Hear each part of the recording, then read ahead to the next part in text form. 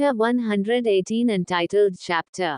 बाइसा की आज्ञा मिलते ही पद्मा उन्हें कुछ ऐसा बताती है जिससे बाइसा के आंखों में नमी आ जाती है और तो और उनके चेहरे पर एक सुकून से भरी मुस्कान आ जाती है।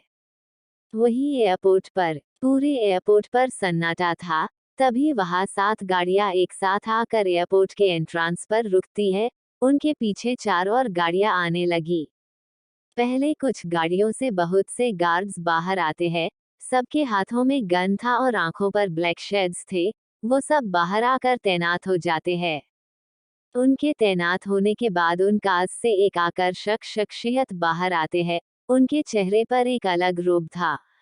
सारे गार्ड्स उनके सामने सर झुकाकर ग्रीट करते हुए, आपके जाने की तैयारी हो चुकी है माफिया किंग और माफिया बॉस। तो दोस्तों, ये कोई और नहीं बल्कि हमारे माफिया किंग और माफिया बॉयज थे। उनकी बात सुनकर ना माफिया किंग और ना ही माफिया बॉयज ने कोई जवाब नहीं दिया। सब अपनी जान को अपने गोद में उठाए अंदर चले जाने लगे। माफिया किंग और माफिया बॉयज ने अपनी मल्लिका को ऐसे अपने सीने से छुपाया था जैसे मानो कोई उन्हें उनसे दूर कर देगा। सब अंदर जाकर अपने जेट में बैठ गए, पर अंदर जाने के बाद भी उन्होंने अपनी मल्लिका को छोड़ा नहीं। वो सब अंदर आकर बैठ गया। उनके सामने कुछ एयरहोस्टेस आई और सर झुकाकर, sir do you need any help. उस एयरहोस्टेस की बात सुनकर युग अपनी सर्द नजरों से उसे देखता है, जिसे देखकर वो एयरहोस्टेस सहम जाती है। वही त्रिश गुस्से से, तुमने दिख नहीं रहा है हमारी जान गहरी नींद में है, और क्या हमने तुम लोगों को बुलवाया। उसके ऐसे कहने पर बाकी की 2 एयरहोस्टेस और वो एयरहोस्टेस अपना सर ना में हिलती है। तो त्रिश गुस्से और पागलपन के साथ, तो फिर यह किस मुंह से आई हो। अगर आज तुम सबकी वजह से मेरी जान की नींद खुली ना तो तुम लोग अपनी आखिरी पल देख लेना। उसकी बात सुनकर वो तीनों एयरहोस्टेस वहां से भागकर अपने कैबिनेट में चली गई। वही कैबिनेट में तीनों एयरहोस्टेस कैबिनेट में आकर गहरी सांस लेकर बैठते हैं। उनमें से एक एयरहोस्टेस डरी आवाज में, अरे यार टीना, तूने तो कहा था कि इन माफिया को अपने हुस्न के चंगुल में फंसाना बहुत आसान होता है, लेकिन ये तो अपनी बीवी से ऐसे चिपक कर बैठे हैं मानो जैसे कोई खजाना। उसकी बात सुनकर टीना गुस्से से, चुप कर कोयल, मैं भी देखती हूँ कि कैसे ये लोग इनकी बीबियों से ऐसे चिपके रहते हैं। मैंने सिर्फ युग ओबरॉय के लिए ये तक आई हूँ, तो ऐसे तो नहीं जाऊंगी। उसकी बात सुन वो तीसरी एयरहोस्टेस जिसका नाम पूजा था, वो सर हिलाकर, मुझे नहीं पता तुम क्या कर रही हो और क्यों, पर इतना जान लो कि मैं ये काम करने आई हूँ, तो तुम भी शांति से वही करो और जरा देखो हमारे सिर कितने लॉयल है अपनी वाइफ को लेकर, तो जरा उनकी इज्जत करो। इतना कहकर पूजा चली गई। उसके जाते ही कोयल टीना को देखकर, यार इस बहन जी पूजा का कुछ करना होगा, नहीं तो ये कहीं हमरे रास्ते का रोड़ा न बन जाए। कोयल की बात सुनकर टीना उसे आंखें दिखाकर गुस्से से, देख कोयल, हम ये किसी मकसद से आए, हमें सिर ने जिस काम के लिए भेजा है वो करना होगा पहले। टीना के कहने पर कोयल शांत हो जाती है, पर वो कहावत है ना कि दीवालों के भी कान होते हैं, वैसे ही किसी ने उनकी बात सुन ली थी और उसका रिकॉर्डिंग कर लिया था। यहाँ जेट हॉल में त्रिश आज बड़ा बेचैन था। उसकी आंखें लाल थी। उन होस्टेस को देखकर उसे ऐसा लग रहा था मानो वो भी उसे उसकी जंगली बिल्ली से अलग कर देंगे, और ये महसूस करके उसकी पकड़ खुशी पर कस रही थी, जिससे खुशी नींद में ही कसमसा रही थी। उसकी ऐसी हरकत देखकर विराट झुंझलाते हुए, अबे साले, बच्ची को छोड़ दे, वो अभी बहुत छोटी है, ऊपर से तेरे जैसे हाथी के पकड़ में उसका दम घुटने लगेगा। उसकी बात सुनकर त्रिश लाल आंखों से उसे देखकर गुस्से में दांत पीसकर, तो आपने क्यों पकड़ा है काव्या भाभी को भाई? प्रश्नवाचक चिन्ह। आप भी जानते हो आज जो हुआ उसके बाद अब में तो क्या आप लोग भी भाभियों को छोड़ने को तैयार नहीं हो? तो फिर अगर आज जो हुआ है वो आगे भी होगा तो मैं मेरी जंगली बिल्ली को अपने दुनिया में कैद कर लूंगा। वो अब हाइपर होते हुए उन लोगों की नजर थी मेरी जान पर, वो उसे नोचना चाहते थे, मैं मार डालूंगा उस लुक्स को और उसके उन भेड़ियों साथी को। यकीन नहीं हो रहा है कि उस लुक्स के साथ स्वास्तिक और प्रलय मिले हैं। युग और बाकी सब त्रिश का गुस्सा समझ रहे थे, वही अब विराट की भी बोलती बंद हो चुकी थी, क्योंकि जो भी त्रिश ने कहा था वो सच था। वो लोगों को भी बहुत गुस्सा आ रहा था पर तब भी सब शांत थे, लेकिन उनके मन में अपनी जान से दूर होने का डर बैठ चुका था।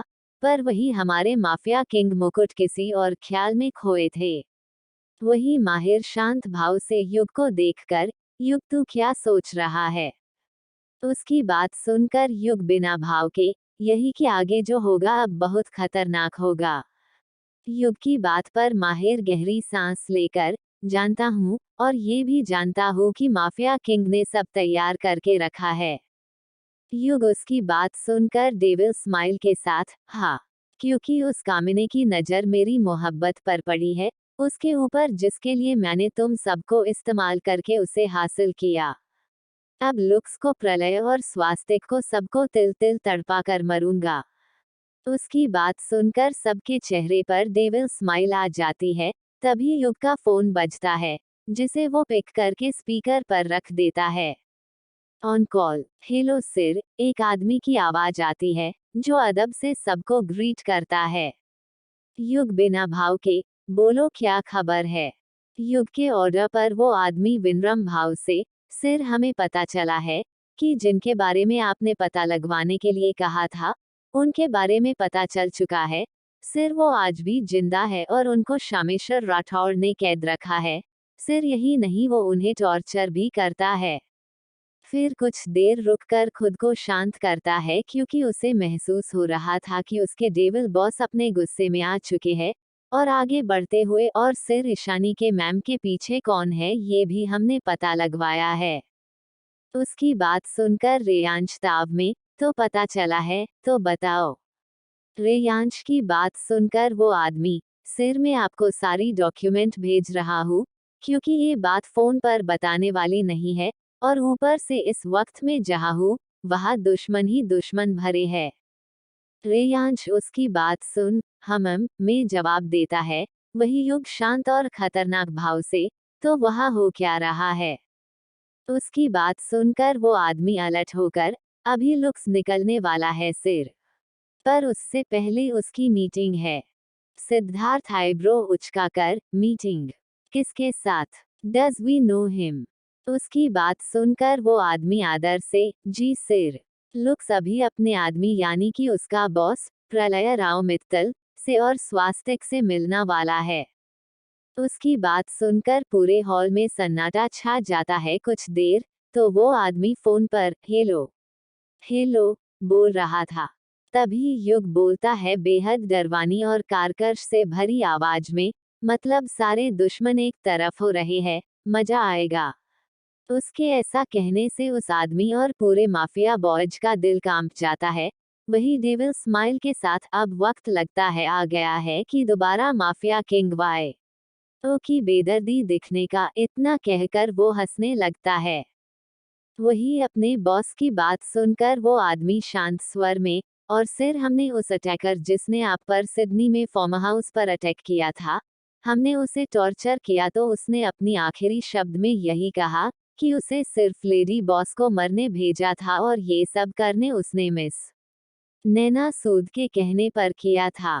उसकी बात सुनकर युग की रोबदार और दमदार आवाज गूंजी, इस बार उस नैना ने बहुत बड़ी गलती की है। अगर उसका निशान सिर्फ में होता तो ठीक था, पर नहीं, उसका निशाना मल्लिका है। तो अब मेरी बेदर्दी के लिए तैयार हो जाओ। इतना कहकर उसने फोन कट करने के कहा, जिससे बाद कॉल एंड हो गया।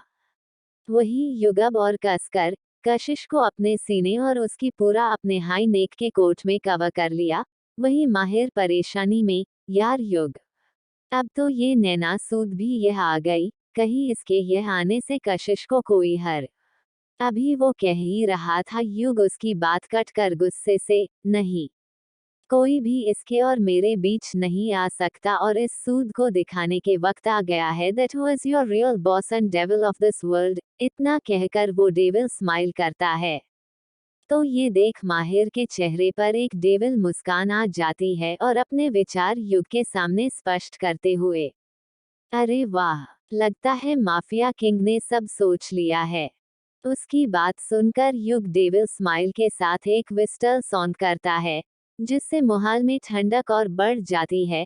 वही युग कशिश को अपने गोद में उठकर, अब मैं तुम सबसे बाद में बात करता हूँ, क्योंकि मेरी मल्लिका को आराम की जरूरत है। इतना कहकर वो चला गया। वही उसकी बात सुनकर बाकी भी अपनी जान, अपनी मल्लिका को उठकर वहां से अपने रूम में चले गए।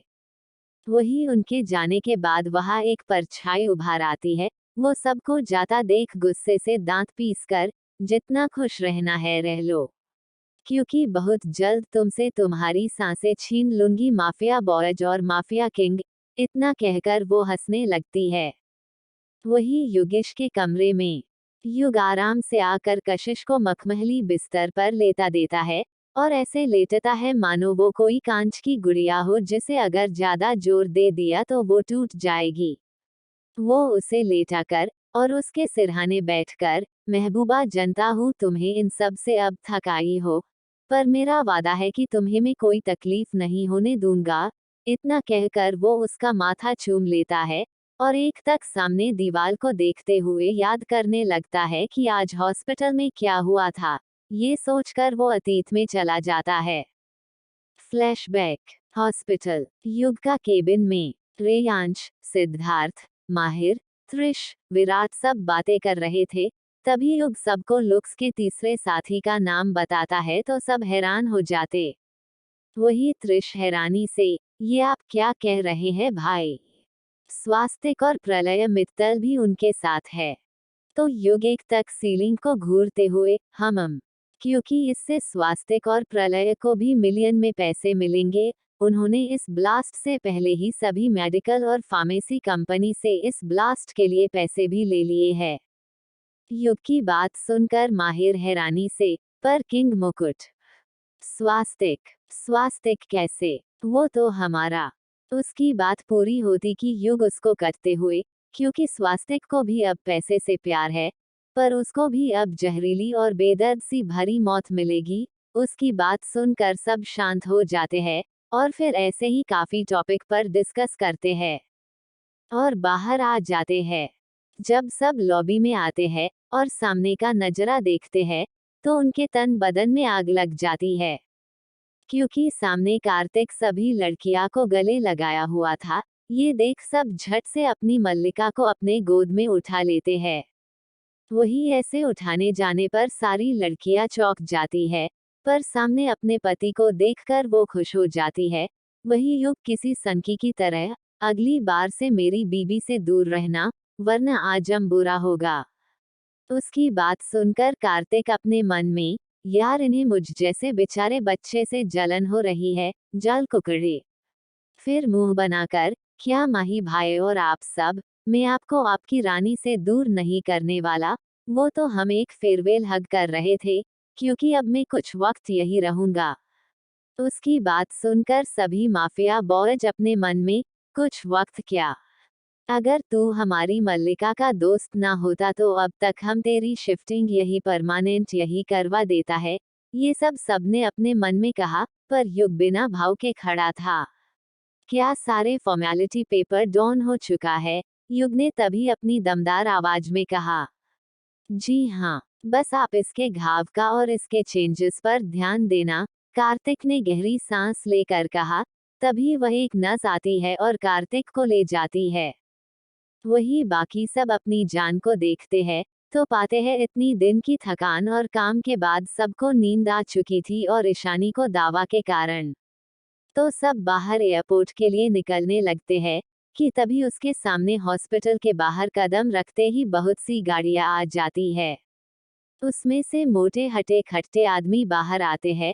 वो सब वेल ट्रेंड आदमी थे। वो सब बाहर आकर युग और उसके साथियों के सामने खड़े हो जाते हैं। वही युग और उसके साथियों का चेहरे भावहीन हो जाता है, क्योंकि उन्हें अंदेशा हो चुका था कि ये लोग किसके कहने पर यहाँ आए हैं।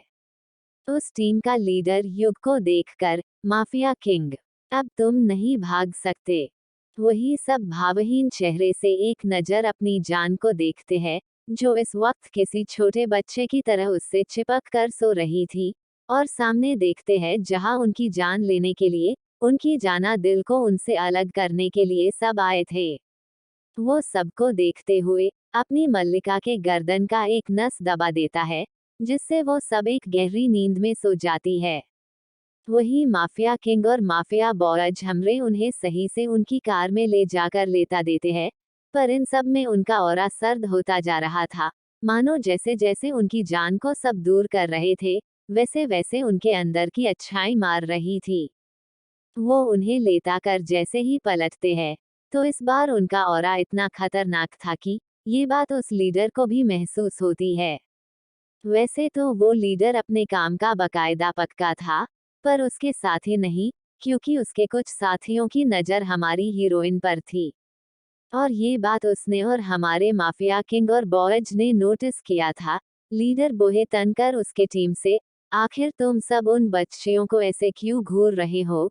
देखो, हमें सिर्फ ऑर्डर मिला है माफिया किंग और बॉयज को हार्म करने का। अगर गलती से भी तुम सब ने उन बच्चियों पर आंख भी उठाया तो मौत तय है।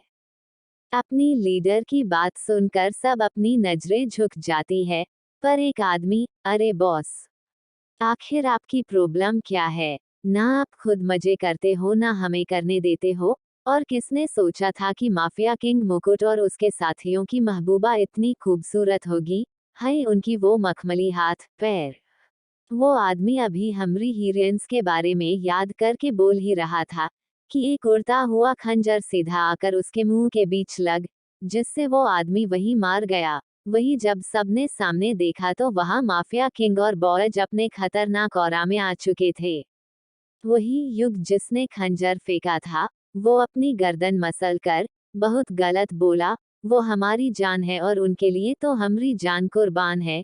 उसकी इतनी सर्द आवाज और उसकी हरकत देख सब कांप जाते हैं।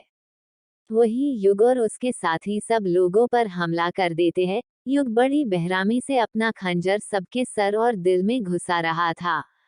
उसकी बेहरामी देखकर सारे वो लोग कांपने लगते हैं।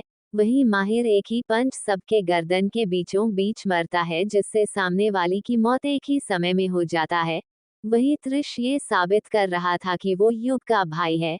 जहर से सने नाइफ से सब पर वार करता है, जिससे सब धाराशाही हो जाते हैं। सिद्धार्थ तो सबको मारकर सीधा अपने पैरों तले उनका चेहरा रौंद देता है। वही विराट एक खास गन से, जिसे शायद उसने ही बनाया था, सबको शूट करता है, जिससे सब खून से लथपथ हो जाते हैं, क्योंकि उसके गन के गोली में एसिड था। वही रेयांश तो वही के वायर से ही सबका गर्दन काट देते हैं। कुछ ही देर में सब धाराशाही होते हैं। वही वो लीडर सबके डर से जैसे ही जाने को होता है, तो युग उससे एक ऐसी बात कहता है, जिसे सुनकर पहले तो वो खुद हैरान होता है, पर बाद में वो भी सहमत हो जाता है।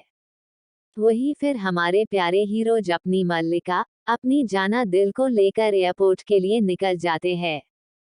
Flashback and. वही ये सब याद कर कि युग की आंखें लाल होने लगती है। वो लाल आंखों से कशिश को देखकर, वादा है जाना दिल, किसी को भी तुम्हें छूने नहीं दूंगा और ना दर्द को तुम्हारे करीब आने दूंगा। वही वो ये सब सोचकर उसके माथे को चूम लेता है।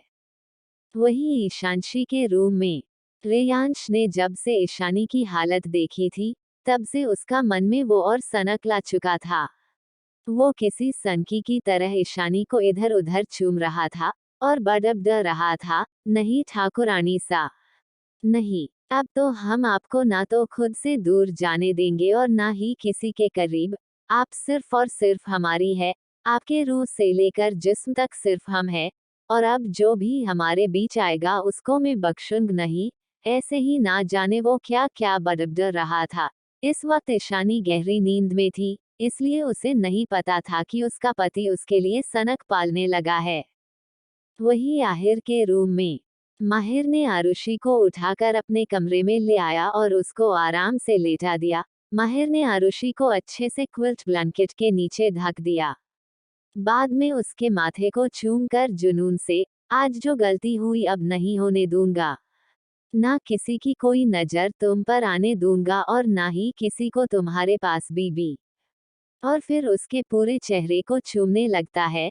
पर जब उसके बार बार चूमने से आरुषि की नींद खराब होने लगती है, तो वो शांत हो जाता है और आरुषि को अपने बाहों में भरकर शिद्दत से उसको देखने लगता है। वही त्रिशा के कमरे में त्रिश खुशी को अपने बाहों में जकड़ा हुआ था, मानो कोई उसे उससे दूर कर देगा। वो कभी खुशी के माथे को चूमता, कभी नाक को, गाल को, आंखों को और होठ को। वो खुशी का चेहरे अपना हाथों में भरकर, मेरी जंगली बिल्ली, तुम सिर्फ मेरी हो, सिर्फ और सिर्फ मेरी। आज भी मैंने तुम्हारे कारण उन सबको सजा हल्के में दी, पर अब मैं तुम्हें बता रहा हूँ, अगर तुम्हारे खिलाफ मैंने ऐसा कोई भी अल्फाज सुना ना, तो इस बार खून की नदियां बहेंगी। वो बेहरामी से इतना कहाकर वो खुशी को गौर से सोता देखने लगा और उसको अपने बाहों में कैद रखा, मानो वो कोई खजाना हो। विराव्य का कमरा। विराट ने काव्या को अच्छे से सुलाकर उसके माथे को चूम लिए और प्यार से उसका सर सहलाकर, जानता हूँ बच्चा, तुम इन सब से थक गई हो, पर वादा करता हूँ कि एक बार लुक्स खत्म हो जाए तब उसके बाद तुम्हें हर पल अपना बनाकर रखूंगा। इतना कहाकर वो उसके माथे को चूम लेता है। सिद्धार्थ का कमरा। सिद्धार्थ के गोद में इस वक्त आराध्या थी। वही उसका हाथ आराध्या के पेट पर सहलते हुए जुनून से, बच्चों आपके पापा आपसे वादा करते हैं, ना तो आपको और ना तो आपकी मम्मा को मैं कुछ होने दूंगा और ना खुद कहीं जाऊंगा। वो उसके बेली बम्प पर किस करता है। बाद में वो अपने बैग के साइड से एक ऑयल की शीशी निकालकर उसकी मालिश करने लगता है। दोस्तों, ऐसा डिवोटिंग और जुनूनी पति आप सबको मिले, जो ऐसे ही आपका ध्यान रखे। वही जेट के हॉल में वही प्रिंस जो खुद अपने बॉस के ऑर्डर पर इंडिया जा रहा था, वो इस वक्त हॉल में बैठकर काम कर रहा था। तभी वो पानी के लिए अंदर जाने लगा कि वो किसी से टकरा गया और दोनों ही वहां के सोफे पर गिर गए और दोनों के होठ आपस में जुड़ गए। वही फोर्ड जेट। जारेद भी जेट में बैठ चुका था। क्योंकि राधिका 2 दिन की बातें और काम से थक गई थी, तो जारेद ने उसे उस जेट में बने उसके रूम में सुला दिया था और खुद उसके पास बैठकर काम रहा था।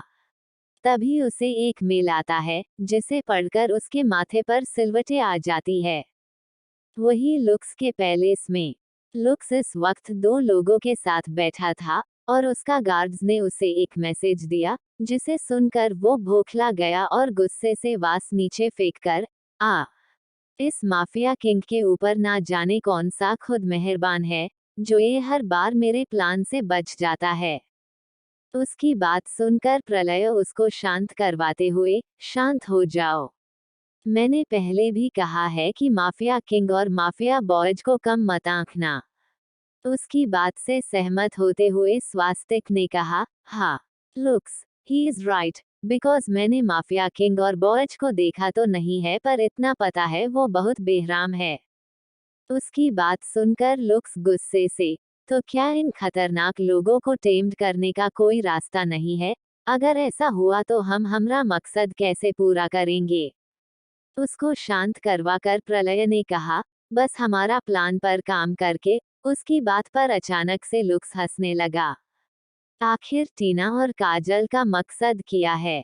उन्हें किसने ये भेजा है? प्रिंस किसको लेकर नीचे गिरा है? आखिर जारेद को ऐसा कौन सा मेल प्रेम पत्र आया है जिसे पढ़कर उसके माथे पर परेशानी की रेखा उभर आई? और ऐसा कौन सा प्लान है जो लुक्स ने बनाया है? युग ने उस लीडर को क्या कह? आगे जानने के लिए पढ़ते रहिए मेरी कहानी, सीईओ माफिया की इनोसेंट ब्राइड। क्रमश 119 सबका घर आना और दुश्मनों का इंडिया के लिए जाना। सबका घर आना और दुश्मनों का इंडिया के लिए जाना। सॉरी रीडर्स, आपकी राइटर जी इस वक्त आप में से किसी भी रीडर्स के सवालों का जवाब नहीं दे पाएंगी, पर आज से आपको रेगुलर चैप्टर मिलेगा। उसको शांत करवाकर प्रलय ने कहा, बस हमारा प्लान पर काम करके। उसकी बात पर अचानक से लुक्स हंसने लगा। वही इंडिया में सुबह का वक्त, ओबरॉय पैलेस। आज ओबरॉय पैलेस में धूम मची हुई थी। आखिर होती भी क्यों नहीं, उनके बेटे और बहू जो लौट रहे थे।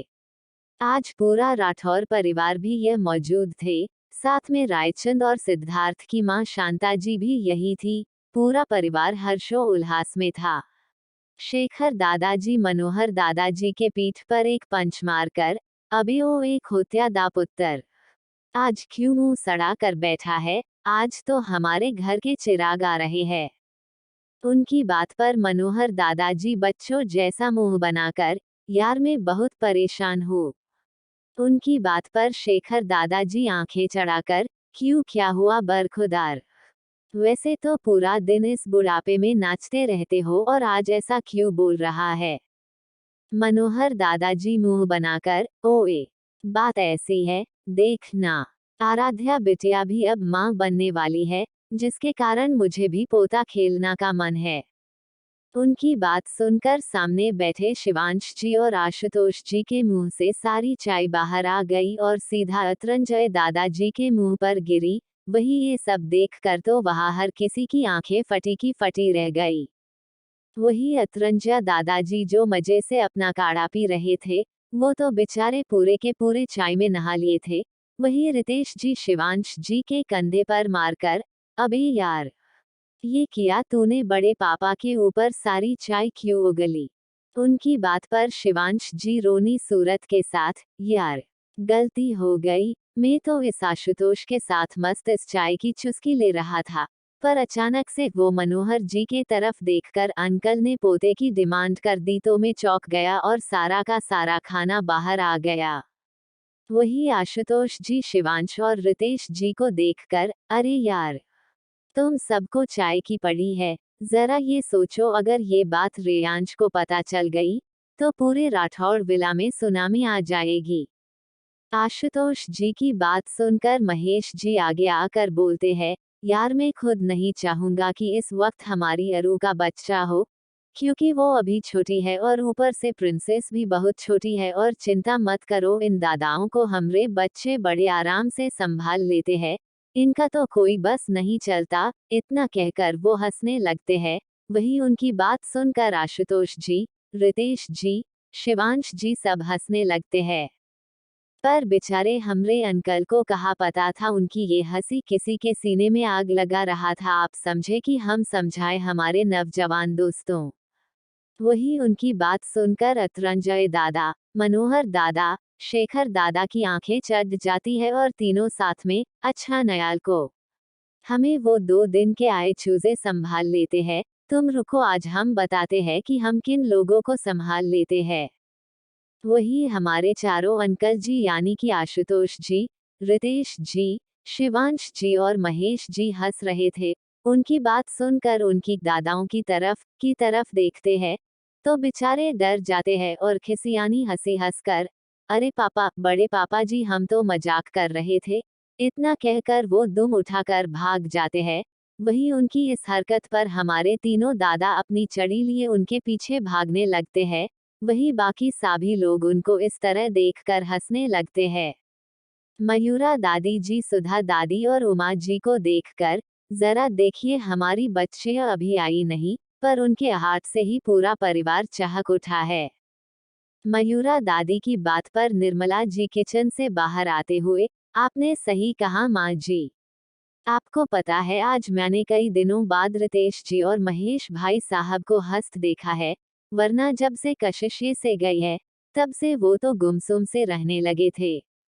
निर्मला जी की बात पर मयूरा दादी मुस्कुराकर, बेटा ऐसा ही होता है, एक आदमी की बात की जाए तो उस पर काम और बच्चों का जिम्मा रहता है, वो एक मकान भी लेता है पर उसको घर बनने का काम घर की लक्ष्मी करती है, और आप तो बहुत भाग्यशाली हो जो आपको कशिश जैसी बेटी मिली, और वो अपने हाथ जोड़कर, हम आपके बहुत आभारी है बेटा, जो आपने हमें अपनी लक्ष्मी स्वरूपिणी बेटी दी है।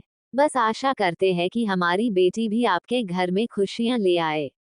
उनकी बात पर सारिका जी मुस्कुराकर, अरे माँ जी, ऐसे अपने हाथ जोड़कर हम बच्चों को शर्मिंदा मत कीजिए, हम आपके ही बच्चे हैं, और अरू तो हमारी बेटी पहले बहू बाद में है, हम उसकी खुशी के लिए जो सही लगेगा वो करेंगे। उनकी बात पर सब मुस्कुराने लगते हैं। वही जेठ में सारे बॉयज परेशान थे, क्योंकि उनकी मल्लिका का ना जाने क्या भूत सवार हो चुका था साड़ी पहनने का। वही कोई और भी था जो काफी उलझन में था, और वो कोई और नहीं प्रिंस था। अब मेरे दोस्तों, आखिर हमारे प्रिंस भाईजान को क्या हुआ है, ये आप लोग बताइए। योगेश का रूम। युग बेड पर बैठा था और अपनी 2 उंगलियों से माथा दबा रहा था। वही सामने कशिश खड़ी थी जो ना जाने कब से खुद पर ना जाने कितनी रेडीमेड साड़ी ट्राई कर चुकी थी। और इन सब से हमारे माफिया किंग का भेजा सटका हुआ था। इस वक्त कशिश के हाथ एक ब्लू कलर की और एक बेबी पिंक कलर की साड़ी थी, जो वो खुद पर लगाकर देख रही थी। ये देखकर युग खिसियाकर, बीबी, ये क्या कर रही हो तुम? और इस वक्त साड़ी क्यों पहन रही हो? उसकी बात सुनकर कशिश एक नजर उसे देखकर वापस अपने काम पर लगते हुए, क्योंकि युग कुछ ही देर में हम घर पहुंचने वाले हैं, तो उसके अकॉर्डिंग मुझे अब तैयार तो होना पड़ेगा ना, उनकी बहू के तौर पर। उसकी इस बात से युग अपनी बोहे चढ़ाकर, मल्लिका, घर में सब तुम्हारे पसंद से जीते हैं और दादू और दादी ने ऑर्डर दिया है कि तुम्हें तुम्हारा मनपसंद काम हो या कपड़े पहनना उसमें कोई ना रोके। युग की बात पर कशिश अपने हाथों की सारी साइड में रख कर उसके पास आती है और उसका दोनों हाथ अपने हाथ में लेकर, जानती हूँ युग कि दादू और दादी माँ पापा सबने मुझे या यूं कहे हम लड़कियों को किसी तरह की पाबंदी नहीं दी है। फिर उसकी नजरों में झककर पर युग एक बात तो सच है ना, कि मैं माँ पापा, दादू और दादी की पोता बहू हूँ। वैसे तो मैं चाहूँ कैसी भी कपड़े पहनकर उनके सामने जा सकती हूँ, पर आज उनकी पोते और बहू साथ में इतने महीने के बाद परदेश से वापस उनके पास जा रहे हैं, तो थोड़ी तो उनको रिस्पेक्ट देने चाहिए ना। कशिश की बात युग समझ रहा था कि उसका परिवार कुछ ना कहे पर ये समाज तो उनको हमेशा तोड़ेगा और कशिश को भी सताएगा। इसलिए वो खुद को शांत करके, ठीक है पर ये आखिरी बार, इसके बाद तुम साड़ी नहीं पहनोगी। उसकी बात सुनकर कशिश मुस्कराकर, जो हुकुम मेरे आका। कशिश का लहजा सुनकर दोनों के चेहरे पर मुस्कान आ जाती है। वही कशिश एक प्यारा सा पाउट बनाकर, युग चलिए ना ड्रेस पसंद करिए ना। उसकी बात सुनकर युग उन सरियों के ढेर से एक सुंदर सी रेड चेरी कलर की साड़ी निकलता है और उसका ब्लाउज और इनर ड्रेस कशिश को देकर, जाओ इन्हें पहनकर आओ मैं तुम्हें साड़ी पहना देता हूँ। युग की बात पर कशिश मुस्करा उठी और अंदर जाते हुए अपने मन में, कुछ ऐसा है जो गुमशुदा सा, एक राज है अनकहा सा। मैं अनजान हूँ हर बात से, लेकिन यकीन है मेरे प्यार पे, जितना इज्जत पाया है, दिल मेरा हर दिन मुस्कुराया है। पाकर साथ तेरा, मेरा मन और तन, दोनों तूने पाया है। स्टेरन, और वहां से चली गई। वही युग उसको जाता देख अपने मन में जुनून से, ये बच्ची सिर्फ और सिर्फ मेरी है। क्या अदा है क्या समझ है, तेरे आगे हरामे, हर इश्क से कुछ अलग है मेरी जान। फिर डेंजरस लुक के साथ, अब वक्त आ गया है हर पाप का हिसाब होगा। उसे लगता है वो मुझे ये लाया है पर असल में मैंने ही उसे अपने देश बुलाया है। इतना कहाकर वो डेविल स्माइल करने लगा। वही आहिर का कमरा। माहिर इस वक्त आरुषि को सही से साड़ी पहना रहा था और आरुषि छोटे बच्चे की तरह पाउट करके कभी इधर कभी उधर घूम रही थी। उसकी इस हरकत पर माहिर झल्लाते हुए, अरु बच्चे, प्लीज मत हिलो, करने दो ना। उसकी इस बात पर अरु छोटा सा मुंह बनाकर, पर मही में तो कुछ कर ही नहीं रही। उसकी इस बात पर अब माहिर झल्ला जाता है और आरुषि को उसके कमर से पकड़कर सीधा ड्रेसिंग टेबल से लगाकर, बेहद जुनून और सरागोश से, तो बताइए बेगम साहिबा, आप क्या कहा रही थी, जरा हमें बताइए। वही आरुषि जो मस्त माहिर को परेशान करने में लगी थी, वो उसके इस हरकत से हल्का घबरा जाती है और उसकी बात सुनकर भोलू सा मुंह बनाकर, क्या माही, मैं क्या कह रही थी? मैं तो कुछ नहीं कह रही थी, मैं तो छोटी सी प्यारी सी बच्ची हूँ। उसकी इस बात पर माहिर अपने बोहे चढ़ा लेता है, फिर उसको ऊपर से नीचे तक देखकर एक शरारत से भरी मुस्कान लिए, बच्ची, हुआ। उसके ऐसे कहने पर आरुषि भोला सा चेहरे बनाकर अपना सर हामी में हिलती है, तो माहिर उसकी कमर से हिलते हुए, तो फिर मुझे इस बच्ची का जुनून चढ़ने लगा, क्यों ना कुछ करते हैं। माहिर की बात सुनकर आरुषि घबरा जाती है और अटकते हुए, ये आप क्या कर रहे हैं माही? हमें अभी चलना है ना, प्लीज तैयार करिए ना। उसकी बात पर माहिर एक छेड़ने वाली मुस्कान लिए, क्यों अब मेरी बच्ची को और मस्ती नहीं करनी, चलो ना कुछ करते हैं। वो उसके कान के नजदीक जाकर उसको सक करते हुए नशे से हमारे बेड पर चादर के अंदर। उसकी ये बात सुनकर आरुषि का चेहरे शर्म से लाल हो जाता है। वो माहिर के सीने पर मरते हुए, बेशर्म आदमी आप कितने बेशर्म हो, प्लीज मदद कर दीजिए। उसकी बात सुनकर माहिर हंसने लगता है और उसको सीने से लगा लेता है। वही आरुषि खुद को पूरा माहिर के सीने से चिपका लेती है। त्रिशि का कमरा। इस वक्त खुशी मोबाइल में देखकर अपनी साड़ी पहनने की कोशिश कर रही थी। वही हमरे त्रिश महाराज उन्हें तंग करने में लगे हुए थे। कभी वो उनका पल्लू चुनरी गिरते तो कभी उनके गर्दन में अपनी नाक रगड़ते। इस सब से परेशान होकर खुशी ने उसके पैरों पर जोर से अपना पैर मारा, जिससे त्रिश चिल्लाते हुए, ओए बागड़ बिल्ली, ये क्या कर रही हो यार, ऐसे कोई अपने पति को मरता है। उसकी बात सुनकर खुशी अपना मुंह बिचकती है और होठ को आहेट कर, मेरे प्राणनाथ, अगर ज्यादा अपनी घिसी-फुसी नाम और काम किया और लिया ना तो दूंगी एक तमंचा, समझे तुम दो कौड़ी के बागड़ बिल्ले। उसकी बात सुनकर त्रिश मुंह फुलाकर, ओए जंगली बिल्ली, भूल मत में माफिया किंग का साथी हुए, अगर ज्यादा बोली ना तो। उसकी बात पर खुशी उसके पैर पर दोबारा मारकर, ओए बागड़ बिल्ले, अगर तू माफिया किंग का साथी है तो मैं खुद डेविल प्रिंसेस की, और अब तुमने ज्यादा छू चपड़ किया ना, तो वो उसके मैन एरिया पर इशारा करते हुए ऐसी जगह मारूंगी कि दिन में नानी की याद और तारे दिखाई दे देंगे। खुशी के मरने पर त्रिश फिर चीख पड़ता है और उसकी बात सुनकर वो रोनी सूरत बनाकर, अबे ओए जालिम बीबी, अपने पति की कोई ऐसी हालत करता है क्या? पाप लगेगा पाप, और अगर तुम मुझे यह मरोगी तो हमारे चुनु मुनु कैसे आएंगे?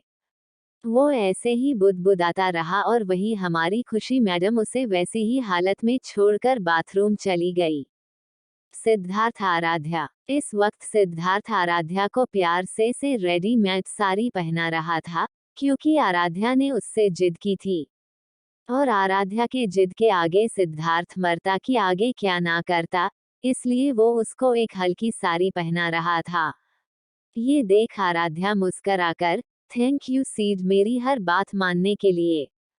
आराध्या की बात पर सिद्धार्थ मुस्कराते हुए, तो इसमें क्या हुआ बीबी, तुम मेरी मोहब्बत मेरी जान हो, मेरी बच्चों की अम्मा तक बनने वाली हो, और अब मैं तुम्हारा ख्याल भी ना रखूं।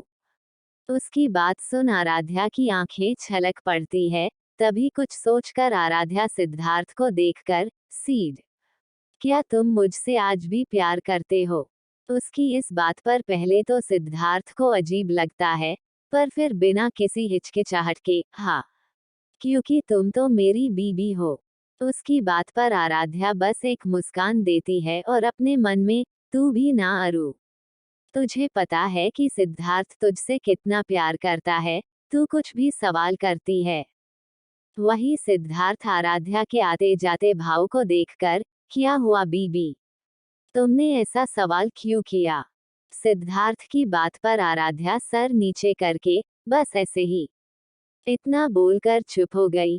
तो सिद्धार्थ प्यार से उसका माथा चूमकर, प्लीज बताओ। उसके ऐसे कहने पर आराध्या रोते हुए, वो मैंने सोचा कि मैं अब प्रेग्नेंट हूँ, ऊपर से मेरा फिगर वजन सब बदल रहा है, और कहा तुम इतने हैंडसम, तो कहीं तुम्हें कोई और। इतना कहकर वो चुप हो गई। वही उसकी बात सिद्धार्थ समझ गया। वो उसे समझाते हुए, बीबी, मानता हूँ कि मुझे मेरे काम में बहुत से ऐसी लड़कियां मिलती है, पर वो तुम नहीं हो बच्चे, तुम मेरी जान हो, इश्क करता हूँ। वो उसका माथा चूमकर, और सबसे बड़ी बात तुम में मेरा और तुम्हारा प्यार का अंश पल रहा है, तो मैं कैसे हमारे प्यार के रिश्ते को यूं सारे आम बेइज्जत कर दूं? उसकी बात सुनकर आराध्या रोने लगती है और उसके सीने लगकर, सॉरी सीड, वो ये सब पता नहीं कहाँ से आ जाता है मेरे मन में। उसकी बात पर सिद्धार्थ हंसते हुए, कोई बात नहीं मेरी जान, इतना कहकर वो उसके बालों को सहलाने लगा। रेयांश का कमरा। रेयांश इस वक्त लेटा था और ईशानी उसके बाहों में थी। ईशानी रेयांश के बाहों में कसमसते हुए, ठाकुर साहब प्लीज छोड़िए ना, आज हम घर पहुंचने वाले हैं, इसके लिए मुझे साड़ी पहना दीजिए। उसकी बात पर रेयांश प्यार से, ठाकुरानी सा, इस वक्त आप बहुत कमजोर है, तो इसके लिए आपको इतना हैवी पहनने की जरूरत नहीं है।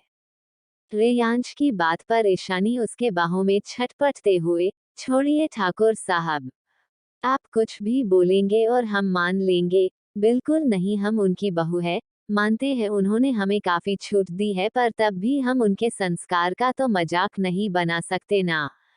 रेयांश ईशानी का माथा चूमकर, तो आप नहीं मानेगी।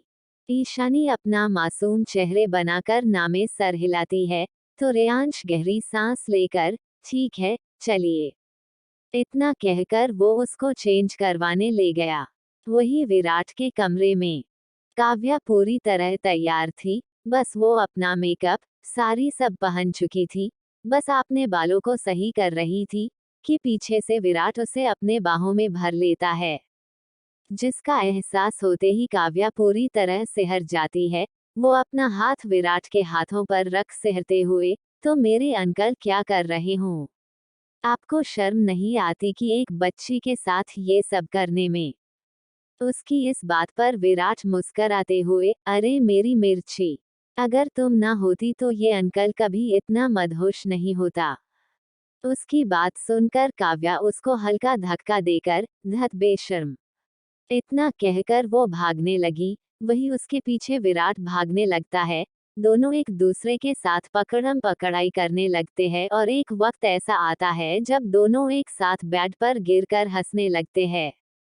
वही सिडनी में लुक्स अपने साथियों के साथ कुछ बात कर रहे थे, तभी वहां डेविड आता है। वो उसके सामने सर झुकाकर, सिर इंडिया जाने की तैयारी हो चुकी है। उसकी बात सुन लुक्स उसको आंखें चढ़ाकर, और उस माफिया किंग का क्या खबर आया है? उसकी बात सुनकर डेविड सर झुकाए हुए, सिर, हमें पता चला है कि वो सब परसों इंडिया में जाने वाले हैं। उसकी बात सुनकर लुक्स डेविल स्माइल के साथ, अब मजा आएगा, उस माफिया किंग की हरते है। वही इंडिया में एक आलिशान घर में एक लड़की एक कमरे में बैठी थी। उसके हाथ में शराब की बोतल थी और सामने दीवार पर आरुषि और माहिर की तस्वीर थी। उसे देख वो लड़की चीखकर, आ है, नहीं हो सकता है ये, नहीं हो सकता है ये, आखिर क्यों माहिर, क्यों तुमने इस दो कौड़ी की आरुषि से शादी क्यों कर ली? इतना कहकर वो जोर जोर से रोने लगी। तभी वहां एक औरत आती है, जो लगभग 50 वर्ष के साथ थी। वो उस लड़की को गले लगाकर, बेटा शांत हो जाओ, देखो हमने पता किया है, माहिर इंडिया आ रहा है। उस औरत की बात सुनकर वो लड़की एक पागल की तरह, क्या क्या कहा आपने? मेरा माही आ रहा है, आने दीजिए, अब मेरे माही को मेरा होने से कोई नहीं रोक सकता। इतना कहकर वो पागलों की तरह हंसने लगी। वही उसका पागलपन देख वो औरत रोने लगती है। क्या पूरे परिवार की खुशियां इसी तरह बरकरार रहेगी या लग जाएगी किसी की नजर? आखिर क्या चल रहा है लुक्स के मन में? कौन है ये लड़की और क्यों पड़ी है माहिर के पीछे? कहीं इसके कारण आरुषि और माहिर का साथ तो नहीं छूट जाएगा? क्रमश